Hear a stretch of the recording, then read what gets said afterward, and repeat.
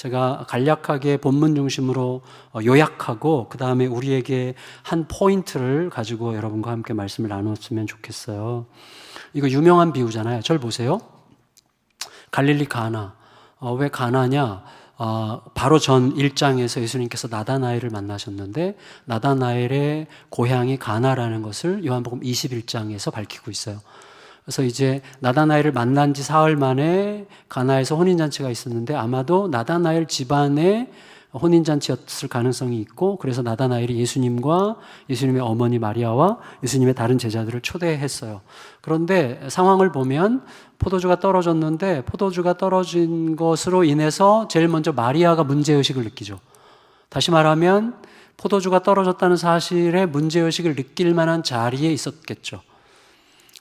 혼인잔치에서 포도주가 떨어졌다는 것은 여러분이 손하나람 전도사님 결혼식에 어제 갔는데 결혼식이 끝났는데 소식이 온 거예요. 뷔페가 다 썩었다고. 그래서 못 먹게 됐다고. 그래서 모든 흥이 깨지고 이제 여러분은 줄임배로 움켜쥐고 집으로 돌아가야만 합니다. 이런 광고를 들은 것과 같은, 혹은 그거보다 더 심각한 상황이었어요. 그러니까 유대 사회는요, 우리나라도 굉장히 체면 문화인데 유대 사회는 굉장한 체면 문화예요. 체면 문화에서 포도주의 핵심은 뭐예요? 기쁨이죠. 어제 기뻤죠. 물론 어떤 자매는 특성하면서 막 울던데 왜 우는지는 잘 모르겠지만 하여튼 서로 손아람 전사님을 좋아했나 이런 생각을 했어요. 저는 그건 아니겠죠. 그 신부가 너무 아까워서 울었을 것 같아요. 그런데 어쨌거나 이 혼인잔치에서 핵심은 흥이에요. 흥. 이게 기쁨이죠. 우리나라의 독특한 표현이죠. 흥이 나야 돼요. 흥. 뭔가 전체적으로 분위기가 살아야죠. 즐겁고 기쁘고 뭔가 살아있어야 되는데 그 살아있는 분위기를 만드는 핵심이 포도주거든요. 포도주. 그래서 저는 포도주 맛을 모르지만 포도주 맛을 아는 사람에 대한 존경심이 있어요. 그래서 저 인간 술 마시네 그게 아니라 어떤 사람은, 서양 사람들은 절대 우리나라처럼 개걸스럽게 술 마실 때, 취할 때까지 안 마셔요. 마시고 이제 이번에도 유럽 가서 보니까 서양 사람들은요 그냥 맥주 한 잔 놓고 서너 시간을 계속 얘기하는 거예요. 한 잔 이렇게 홀짝홀짝 마시면서. 그러니까 안 취해. 그러니까 그냥 분위기를 이제 도와주는 게 와인이나 맥주지, 우리나라는 보라 퍼라 마셔라 그러고 막 술에 삼켜져가지고 하면서 뭐 이러고 그러는데 완전히 미친놈들이죠. 그러니까 술은 그렇게 마시는 게 아니라 술은 이렇게 분위기를 타면서 대화를 위한 매개체로 먹는 거죠. 그러니까 우리나라 사람들은 취하기 위해서 마셔요. 또 서양 사람들은 대화하기 위해서 마시거든요. 저는 대화하기 위해서 마시는 거는 참 괜찮다 싶어요. 제가 여기서 지금 술을 허락하노라 그렇게 말하는 건 아니에요. 하지만 내가 술을 마시지 말라고 아무리 얘기해도 마실 놈들은 다 마셔. 그러니까 내가 여기서 그거를 통제할 수 없다는 걸 인정해요. 그렇지만 여러분, 술에 임박히지 않게 하시고 술이 여러분을 지배하지 않아야 돼요. 왜냐하면 원래 그건 술이 아니에요. 술은 이렇게 대화에 굉장히 중요한 소통이거든요. 그래서 이 유대인들의 잔치에서, 혼인잔치에서 특별히 흥이, 이 분위기가 핵심인데 위기를 잡는 핵심은 포도주야. 근데 이 잔치에서 포도주가 떨어졌다는 거예요. 포도주가 떨어졌다는 건 뭐예요? 이제 흥이 깨질 위기고, 흥이 깨지면 이제 이 혼인잔치의 전체 맛이 싹 없어지는 거예요. 혼인잔치의 그 흥, 그 분위기가 죽어요. 그러니까 혼인잔치를 안 하니만 못하는 일이 생긴 거죠. 고대 문서에 따르면요, 이 당시 팔레스타인에서 혼인잔치에서 포도주가 떨어진 것 때문에 분노한 신부 측 친척들이 신랑 가족들을 상대로 소송했다는 기록이 있어요. 그러니까 이건 굉장히 심각한 문제죠. 포도주가 떨어졌다는 것은. 자, 그런데 잘 생각해 보셔야 돼요. 마리아가 포도주가 떨어졌다는 사실로 인해서 긴장했어요. 그리고 예수님께 가서 말을 해줘. 포도주가 떨어졌다고. 그 말은 뭐냐면 이걸 전제하는 거예요. 마리아가 포도주가 떨어진 것에 대해서 상당히 책임을 느껴야만 되는 입장이었을 뿐만 아니라 포도주를 어디에서도 구할 수 없는 상황이었다는 거예요. 왜냐하면 포도주가 떨어졌다면 떨어졌다는 사실을 누구에게 말해야 돼요? 혼주. 그래서 신랑 측 집주인이나 신랑이나 아니면 그 연회 전체를 책임지는 연회장에게 말해야 되는데, 예수님께 말한다는 건 무슨 뜻이죠? 이미 누구도 어디에서도 포도주를 구할 수 없는 상황에 빠졌다는 거예요. 그걸 알아요, 마리아는. 그러니까 상황이 그래요. 다시 말하면 이거죠. 오늘 설교 제목이 우리가 뭐죠? 이 상황에서 벗어날 수 있을까? 이거예요. 다시 말하면 지금 이 가나의 혼인잔치가 우리에게 보여주는 하나의 설정은 뭐냐면 완전히 벗어날 수 없는 지금 함정에 빠진 거예요. 그러니까 문제는 분명해요. 포도주가 떨어졌다는 문제. 그러나 포도주를 채울 수 있는 길은 없어요. 근데 포도주를 채우지 못하면 이제는 판이 깨지는 거예요. 그러니까 판이 깨질 일만 남은, 어떻게 할 수 없는, 벗어날 수 없는 상황 속에 들어가 있는 거고, 그 벗어날 수 없는 상황, 우리들의 삶에서도 그게 있잖아요. 어디도 갈 수 없고 누구의 도움도 구할 수 없고 완전히 사방이 꽉 막힌 어떤 상황 속에서 마리아가 어떻게 했는가 하면 예수님께 얘기했다는 거예요. 다시 말하면 마리아가 포도주가 떨어진 것에 상당히 긴장하고 책임감을 느낄 수밖에 없는 입장에 있었지만 연회장이나 어떤 혼주나 신랑은 이 문제를 해결할 능력이, 가능성이 전혀 없고 상황 어디를 둘러봐도 이 문제가 해결될 여지가 전혀 없다는 사실을 마리아가 예수님께 말하는 방식으로 반영하고 있는 거죠. 그러니까 예수님, 만일에 이 어디에도 길이 없는 이 상황에서 만일에 길이 있다면 예수님뿐이 아닐까라고 생각했다는 거예요. 근데 중요한 건 뭐냐면 오늘 이 혼인잔치 비유에서 가장 우리가 자극받는 대목은 예수님의 대답이죠. 마리아가 예수님한테 포도주가 떨어졌다고 이렇게 알렸더니 예수님께서 뭐라고 그러세요? 여자여, 그게 나와 무슨 상관인가? 내 때가 아직 이르지 않았습니다. 이렇게 얘기했던 거죠. 그래서 예수님께서 굉장히 무례하게, 죄송하지만 싸가지 없게 이렇게 말하신 것처럼 굉장히 냉담하게 들리는 이유는 결론적으로 그거예요. 여자여라고 말할 때 다시 한번 예수님은 마리아를 이렇게 밀어내는 거죠. 당시 말하면 한 인간으로서 여자인 당신으로 얘기하는 거죠. 무슨 말인가 하면 내가 이 땅에서 공식적인 사역, 예수님이 공식적인 사역을 시작하면 곧장 그 길은 십자가예요. 십자가로 가시기 위해서 공식적인 사역을 시작하시는 건데 그 사역의 때를 당신이 정할 수는 없는 겁니다. 이렇게 얘기한 거죠. 다시 말하면 예수님의 사역의 때에 대해서 사람이 밀어서 하려고 할 수 있는, 마리아는 물론 의식하지 않았겠지만 무의식 중에라도 그렇게 하려고 하는 시도에 대해서 예수님께서 매우 완강하게 거절하신다는 거예요. 그러니까 하나님의 때를 사람이 정할 수 없는 거예요. 마치 베드로가 주는 그리스도시여 살아계신 하나님의 아들입니다라는 엄청난 신앙 고백을 통해서 예수님께서 베드로의 그 고백 위에 내가 이 반석 위에 교회를 세우리라고 말씀하실 만큼 엄청나게 사랑받은 애 제자에서 갑자기 예수님께 십자가 얘기를 하시니까 십자가 지면 안 됩니다라고 나섰다가 사탄아 물러가라 그러셨죠, 예수님께서. 그러니까 사랑하는 제자가 사탄이 되는데 1분도 안 걸리는 거예요. 마찬가지로 모친 마리아가 이 여자여가 되는 데는 순식간에 그러는 거죠. 왜냐하면 자기도 모르게 예수님의 공식적으로 사역해야 되는 때를 자기도 모르게 밀어내려고 이 때라고 이야기하려고 했기 때문이죠. 근데 예수님이 놀랍게도 예수님께서 아주 바보거나 아니면 변덕장이가 아니라면 예수님께서 마리아에게 무슨 상관이냐, 내 때가 아직 이르지 않았다라고 말씀하신 직후에 예수님께서 바로 물로 포도주 만드셨잖아요. 그 예수님께서 바보거나 또 예수님께서 상황 분별을 못하셔서가 아니라 이거죠. 마리아에게 그렇게 냉담하게 말씀하셨을 때 마리아가 깨갱하지 않았어요. 마리아가 그리고 시험에 들지 않았어요. 마리아가 분노하지 않았어요. 마리아가 지나치게 서운해하지 않았어요. 그 말은 뭐냐면 지나치게 서운해하지 않았다는 것은 뭐냐면 마리아가 자기의 자존심과 어미로서의 권위를 걸고 예수님께 말한 게 아니라는 거예요. 다시 말하면 하나님의 뜻일 수 있지 않겠냐라고 생각했기 때문에 제가 만든 말이지만 굉장히 잘 만든 말 중에 하나가 이거라고 생각해요. 뭐냐면 여러분 들으셨을 것 같은데 우리는 우리가 진짜 하나님의 뜻을 추구하잖아요. 그러면 그 뜻이 거절당하는 것 같을 때, 그 뜻이 외면당하는 것 같을 때 시험에 들지 않습니다. 다시 말하면 여러분 누군가에게 복음을 전하는 것은 하나님의 뜻이죠. 맞죠? 그런데 복음을 전하는 하나님의 뜻을 복음을 전하다가 누군가 거절했어.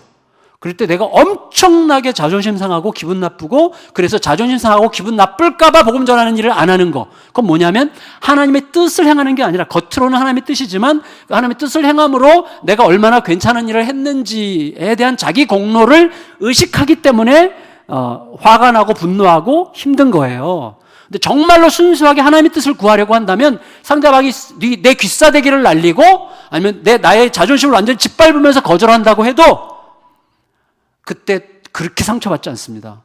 하나님, 왜? 나는 지금 하나님의 뜻을 행하는 거니까. 근데 하나님이 거절당하신 거죠, 그거는.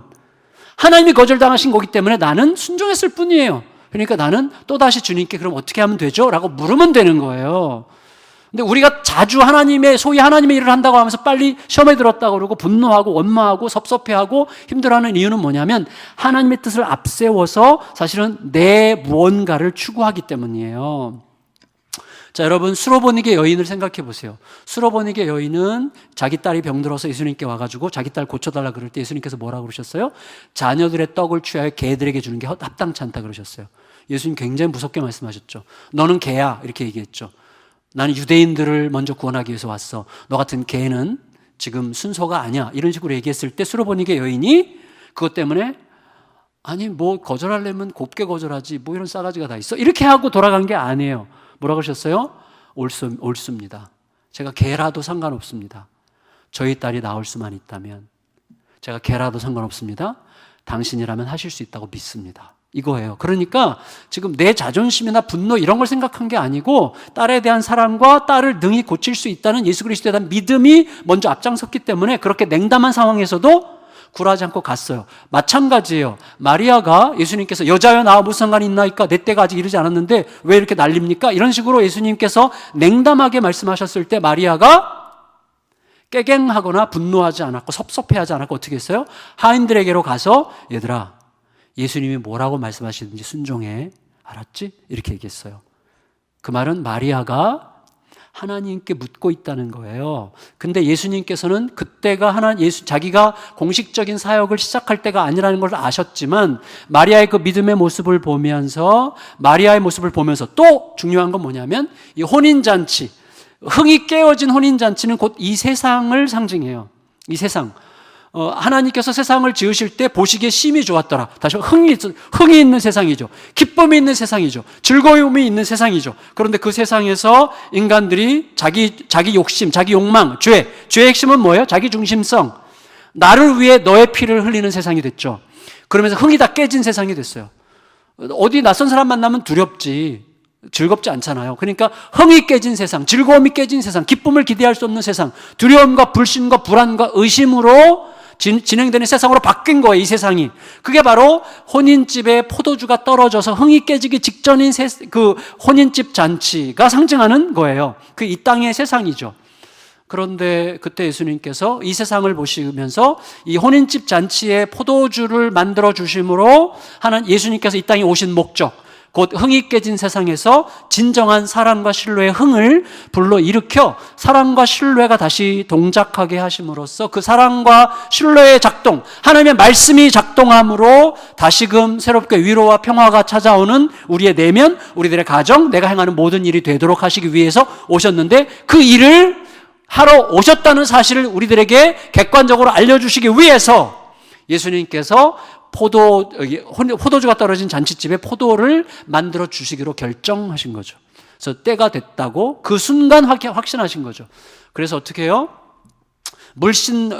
손발을 닦는, 유대인들은 밖에 나갔다 들어오면 손발을 꼭 씻어서 자기가 깨끗하다는 것을 사람들에게 보여야 하는데, 예수님 손발 씻는 물을 포도주로 바꾸심으로써 우리의 겉을 깨끗하게 만드는 그 물을 우리 입으로 들어와 내면으로 들어오고 내 온몸에 스며들어서 기쁨과 즐거움, 다시 흥을 일으키는 매개체로 바꿔주신 거죠.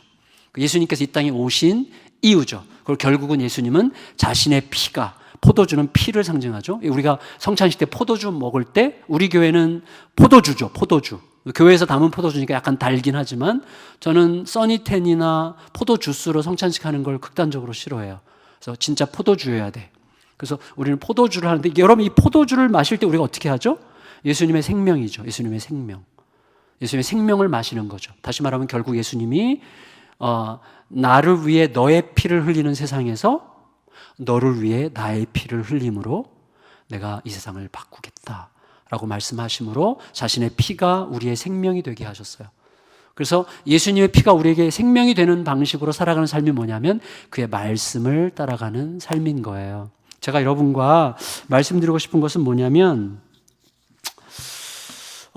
이거예요. 여러분, 자, 우리는 종종 갇혀요.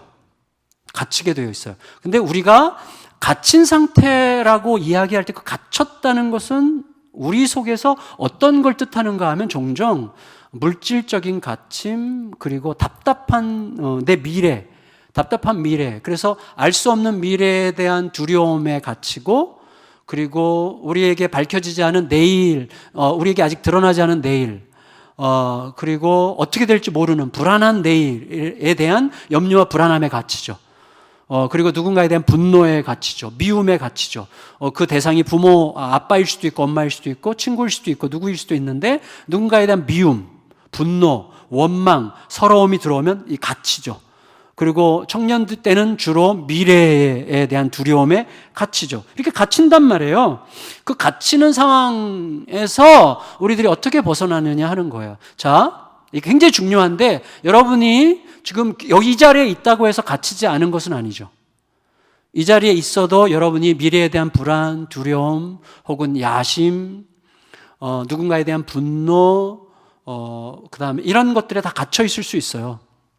저는 지금 이게 설교 준비하면서 생각해 보니까 제가 갇힌 것에서 풀려나게 된 굉장히 중요한 그 하나의 사건이 있었어요. 뭐냐면, 제가 신학대학원, 제가 원래는 이제 여러분에게 한두 번 말씀드렸지만, 원래는 기자가 되겠다고 생각해서 이제 기자 시험을 준비하다가 다시 이제 주님을 다시 만나고, 아무래도 내가 목회자의 길을 통해서 사람에게, 자, 말씀이, 여러분 잘 생각하세요. 굉장히 중요한데, 창세기는 우리에게 이렇게 정언해요.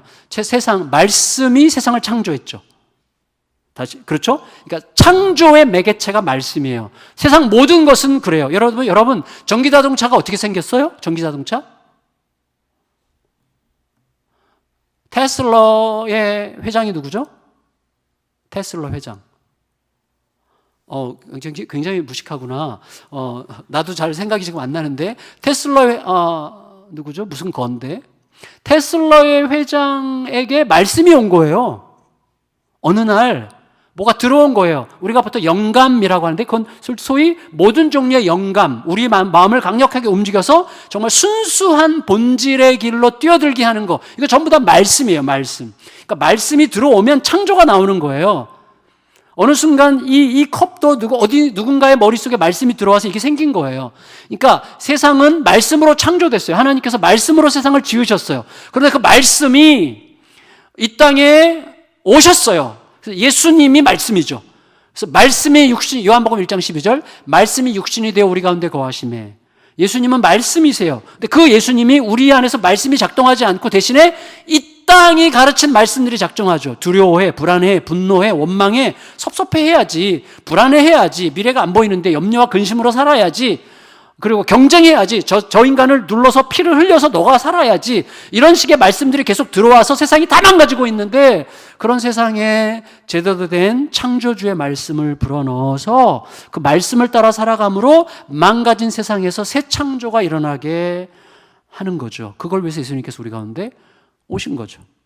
그래서 말씀이 들어와야 되는데, 제가 적어도 목회자가 되겠다고 신학대학원을 들어갔고, 신학대학원 3년을 다니는데 제가 여러 교수님들에게 제안을 받았어요. 공부하고 와라, 학교의 교수로 와라. 그래서 제가 성적이 매우 우수한 학생이었는데, 손아람 전사님인 강도사고시를 떨어졌어요. 손아람 전사님 강도사고시를 떨어진 이유가 뭐겠어요?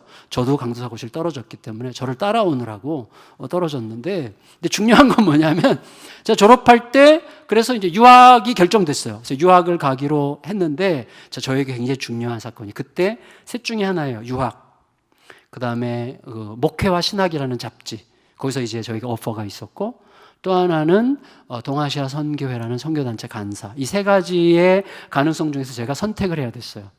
근데 그 상황에서 제가 계속 이제 고민하고 기도하고 있는데, 이 안성에서 중국인 신학교 하는 이동화 선교사님이라고 계신데, 그분이 저의 동기예요. 근데 그분이 저를 따로 이렇게 학교 로비에서 만나가지고 제 옆에 앉아서 아주 짧게 이야기하셨는데, 그게 저에게는 완전히 사고의 소위 터닝 포인트가 됐어요.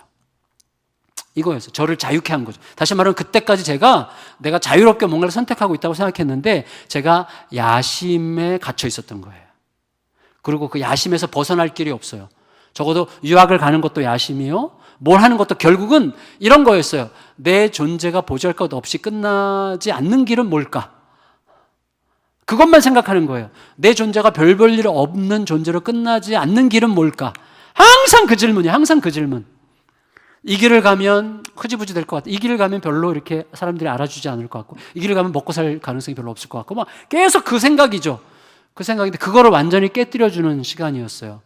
그래서 그때 그 이동하 선교사님이 저한테 얘기해 주셨어요. 그분은 어떤 분이었는가 하면 서울대 동양학과 대학원을 다니면서 대학원 기숙사를 완전히 뒤집어 놓은 분이에요. 복음으로. 그리고 와이프가 의사였는데 의사가 버는 모든 돈을 쏟아가지고 중국 선교회를 세웠고, 그래서 지금 그 가정이 매우 이렇게 잘 사는지 못하는 가정이 됐어요. 하도 갖다 쏟아부어가지고 지금도 물론 하고 계신데 너무 쏟아부어서 지금 그런데도 너무 행복한 그런 분이에요. 진짜 행복한. 그러니까 행복하게 자기를 던지는 그런 분이신데 그분이 말이었기 때문에 그렇게 묵직했던 것 같아요. 근데 그분이 저에게 이렇게 뭐 간단하게 얘기했어요. 전도사님, 하나님의 필요에 대해서 고민해 보셨어요? 이렇게 얘기했어요. 그러니까 저는 계속해서 내 생각이 거기에 갇혀 있었던 거예요. 내 필요. 어떻게 하면 내가 좀 더 잘 먹고 잘 살까? 어떻게 하면 내가 좀 더 이렇게 내 인생이 초라해지지 않는 길을 걸을까? 이런 생각을 계속 했는데, 여러분, 그거는 그 사람이 직업이 뭐냐랑 아무 상관없어요. 교사를 해도 되고, 의사를 해도 되고, 변호사를 해도 되고, 뭐 사업가가 돼도 되고, 일반 직장인이 돼도 되고, 뭐 편의점 알바를 해도 아무 상관이 없어요. 그걸 얘기하는 게 아니에요. 그래서 뭐 선교사를 해라, 그것도 아니고, 목회자의 길을 걸어라, 그 말도 아니에요.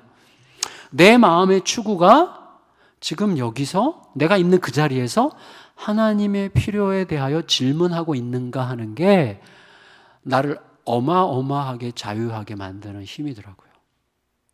왜냐하면 하나님은 창조주시잖아요. 그리고 하나님은 주권자시잖아요. 하나님 통치자시잖아요. 하나님 진짜 왕이시잖아요. 왕, 진짜 왕. 그리고 그분은 나를 아시잖아요. 그러니까 나를 뻔히 아는데 왕이 원하는 뜻을 생각하지 않고, 이런 거랑 똑같은 거죠. 제가 담임 목사인데 부목사님이 있는데 겉으로 나랑 잘하는데 속으로 계속 딴 생각을 해. 속으로 계속 어떻게든지 어떻게 해가지고 뭐 그렇게 해서 뭐 이런 거 있죠. 속으로 계속 딴 생각해서 딴 주머니 계속 차고 있단 말이에요. 근데 저 같은 인간은 모르잖아요. 그러니까 아무 상관없어요. 이 땅에서 아무 상관없어, 그게. 근데 하나님 앞에서는, 예를 들어 내가 하나님이라면 그거 어떻게 함께 해요? 어떻게 함께 해? 함께 하기 어렵지. 근데 예를 들어서 어떤 사람이 겉으로도 그렇지만 속으로도 어떻게 하면 그 뜻을 함께 이루어갈까를 늘 생각하는 방식으로 하잖아요. 저같이 보잘것없는 인간도 그 사람을 위해서 모든 것을 다 해주고 싶어요. 나 같은 보잘것없는 인간도 어떤 사람이 충심으로 나와 같은 뜻을 가지고 온 힘을 다해서 뭔가 일을 이루어보는 일에 막 힘을 다하려고 하는 게 보이잖아요. 제가 어떤 희생을 치러서라도, 대출을 받아서라도, 뭘 해서라도 그 사람을 힘을 다해서 도와주고 싶은 마음이 막 굴뚝같이 일어나는데, 하나님은 오죽하시겠어요? 그러니까 하나님의 필요가 뭔지를 생각하는 거야말로 가장 합당하고도 유리한 길이라는 것을 그때 알았고, 그것이야말로 내가 모든 상황에서 벗어나는 길이라는 것을 깨닫게 됐어요. 그때 이후로 제 삶이 확 바뀐 거예요. 몇 번의 변화의 과정이 더 있었지만 굉장히 중요하게 됐어요, 저에게. 그래서 여러분, 하나님의 필요를 생각한다는 것은요, 삶의 영역을 선교하는 자리, 뭐 선교사의 자리, 뭐 그다음에 뭐 목사가 되는 자리, 이런 걸로 굳이 갈 필요는 없어요. 물론 은표나 이렇게 수진이는 같지만 뭐 그 길을 갔어도 꼭 목회해야 되는 건 아니잖아. 그렇죠? 예, 그래요. 그러니까 그냥 공부하라고. 중요한 것은 적극적으로 응원해요. 기꺼이 응원하고, 그리고 격려하고 축복합니다.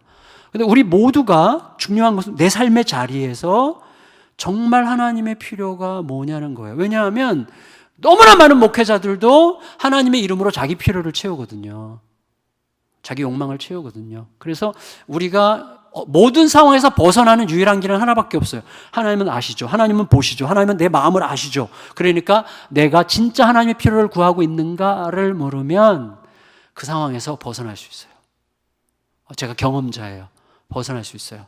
그래서 더 이상 나의 두려움이, 미래에 대한 불안이 분노가 나를 깔짝거리면서 나를 괴롭히지 않게 되고, 물론 걔가 성가시게 굴 때는 있지만 그러나 다시 벗어나서 하나님의 필요가 전부지, 그게 전부지, 하나님의 필요대로 살면 그게 전부인 거 아니야?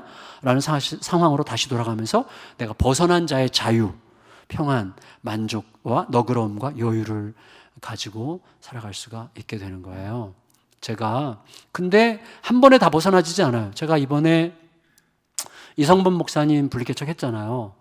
제가 나이가 이제 내일 모레면 제가 이제 60이 되거든요. 내일 모레가 아니라 내후년. 우리 내후년을 내일 모레라 그러잖아.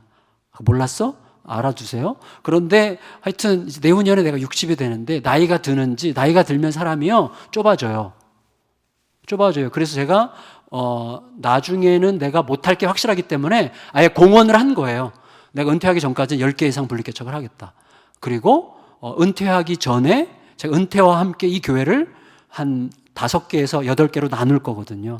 그래서 이제 제 후배 목회자들을 키워가지고 이렇게 나누어서 이 교회가 하나에 뭐 2,000명, 3,000명, 4,000명 이렇게 모이는 교회로 남지 않고 여기도 한 아이들까지 해서 한 600~700명 정도. 그리고 나머지는 다 이렇게 미리 준비해서 이 지역에, 그래서 이게 흩어지면 5개에서 8개, 그때까지 10개 분리개척. 그러면 적어도 한 20개 가까운 교회들이 같은 정신을 가지고 이 근처 지역에서 같이 하나님의 나라 운동을 하는 거잖아요. 그거보다 영광스러운 일이 어디 있어요. 근데 놀랍게도 이번에 엄청 배가 아프더라고. 여기 송구신 예배 때 이렇게 분리개척 나갈 사람 나오라고 그랬더니 여기 쫙 섰는데 너무 많이 섰어. 내가 생각했던 것보다. 그러니까 막 갑자기 배가 아프려고 표정 관리가 잘 안 되고 제가 억지로 막 가증하게 웃으면서 축복을 하긴 했지만 속은 불편하더라고요. 불편했어요. 저는 이렇게 굉장히 불편하면 일기를 써요. 일기. 제 컴퓨터에 비밀번호가 있는 일기장이 있어요. 거기다가는 내가 하고 싶은 말을 다 써요.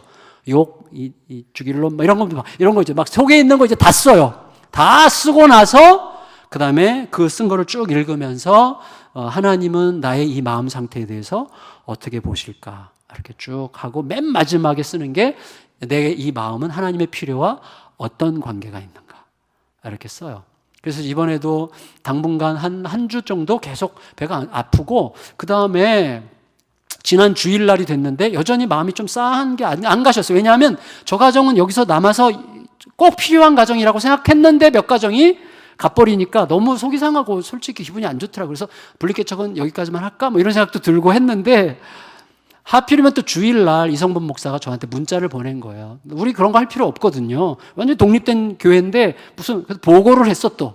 목사 오늘 너무 은혜로웠습니다. 어른이 80명에 뭐 주일학교가 20몇 명에 100명이 넘게 예배를 드렸고 헌금도 막 뭐 700만 원 가까이 헌금이 됐다는 거예요. 한 주에. 우리는 지금 마이너스인데. 그리고 지난주에 그 교회에 또 5천만 원을 보냈는데 우리는 지금 마이너스인데 뭐 하는 거야 이 나쁜 놈. 그래가지고 막 속에서 이렇게 화가 나려고 했는데 그 다음날 아침에 일기를 쓰는데 하나님께서 이렇게 얘기하셨어요. 너 이성문 목사가 어느 날 분리개척 안 하고 목사님 저 어디 교회 청빙 받았어요. 그리고 이제 막 왔는데 무슨 교회야? 그때 저 시골에 있는 교회고요. 성도는 뭐 어른 한 80명 정도 되고 주일학교 아이들 한 20명 되는 시골 교회예요. 그리로 가게 됐어요. 그렇게 많이 말한다면 나는 어떻게 느꼈을까? 진짜 축하해 그랬을까? 아니면 어떻게 괜찮겠어? 라고 말했을까? 당연히 후자죠. 물론 이 지역에 그 정도 규모도 안 되는 교회들이 세고 셌어요. 그렇지만 적어도 이 교회에서 부교육자 생활하는 분들은 어디 청빙 가다 갈 때 적어도 최소한 200~300명 이상 되는 교회로 가려고 하는 마음이 있어요. 당연히요. 제가 부목사 생활을 20년 가까이 해봤기 때문에 뻔히 알아요. 근데 그런 상황에서 시골에 있는 저 시골 오지에 있는 80명 모이는 교회 갔다 그래. 그 교인들이 우리 교회에서 갔다는 것뿐이지. 그게 하나님의 교회라면 내가 안쓰럽게 진짜 너 잘해보면 좋겠다. 축복한다. 열심히 도와줄게. 이렇게 말하지 않았겠어요? 그런 생각을 하게 됐어요. 그러면서 그렇지. 이 친구가 그곳에 희생하러 간 건데 헌신하기 위해서 간 건데 내가 이러면 안 되지라고 정신이 바짝 차려지고 내 마음이 하나님의 필요로부터 멀어졌다는 사실을 깨달은 거예요. 그래서 하나님의 필요라는 관점에서 다시 일기를 쓰고 정리하고 나니까 그때로 딱 정리가 되는 거예요. 마음이. 딱 정리가 돼요. 그러면서 편안해진 거예요. 예, 뭐 지금은 뭐 아무렇지도 않아요. 오늘 무슨 나한테 더 훌륭한 보고를 하지 않기를 기대하고 있는데 문자 보내지 않아도 되는데 보내지 않기를 기도합니다. 어쨌거나 중요한 건 여러분 자, 이거예요. 우리는 항상 갇히게 돼 있어요. 분노에, 원망에, 서러움에, 두려움에, 불안함에 갇혀요. 그러나 내가 하나님의 필요에 대하여 질문하고 그 필요에 대답하면서 오늘을 살고자 하느냐가 우리를 엄청나게 자유케 하고 벗어나게 하고 내가 생각지 못했던 새 창조의 길이 열리는 것을 보게 할 것입니다. 그런 은혜 가운데 살아가는 우리 예수양남 청년들 되시기를 예수님의 이름으로 축복합니다. 아멘. 아멘.